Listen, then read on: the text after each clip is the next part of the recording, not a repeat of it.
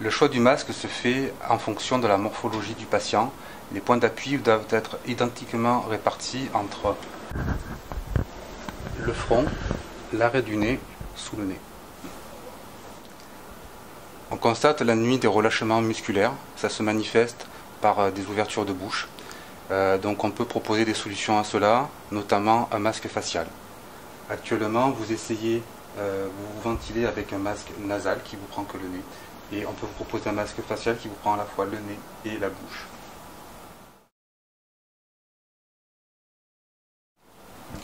Nous allons déterminer ensemble la taille du masque, puisque à ce jour, vos points d'appui se trouvent au niveau du front, de l'arête du nez et sous le nez.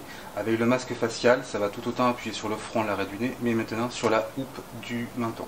Donc on va prendre un masque et sur l'emballage du masque, il y a un abac qui va nous permettre d'adapter la bonne taille. Donc on pose au niveau de la houppe du menton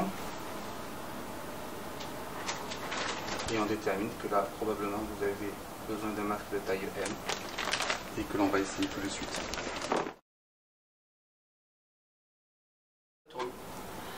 Une fois que l'interface a été choisie, il est important de préparer le masque. Il faut donc accentuer l'angle de l'appui frontal au maximum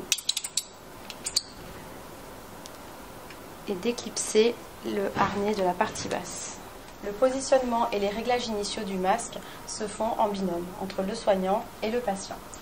On positionne le harnais derrière la tête, on applique le masque sur le tiers supérieur de l'arête nasale,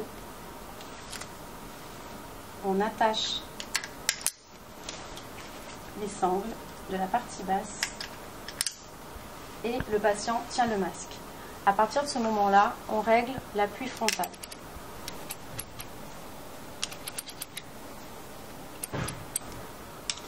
Et de manière symétrique, on adapte le harnais de la partie haute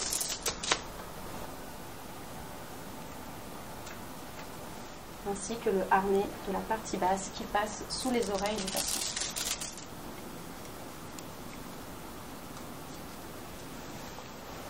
Une fois que les réglages initiaux ont été réalisés, on connecte le circuit au masque et on allume le ventilateur.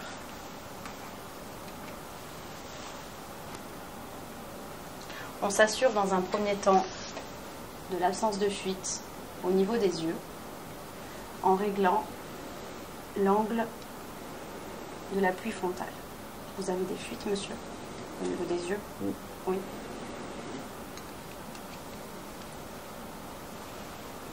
C'est mieux?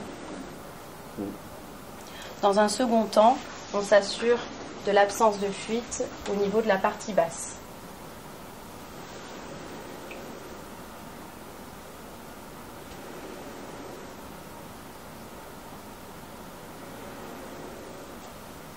Et on réajuste au niveau du harnais de la partie basse en resserrant de 0,5 cm le harnais. L'ultime vérification consistera à vérifier les réglages du masque quand le patient sera en position allongée.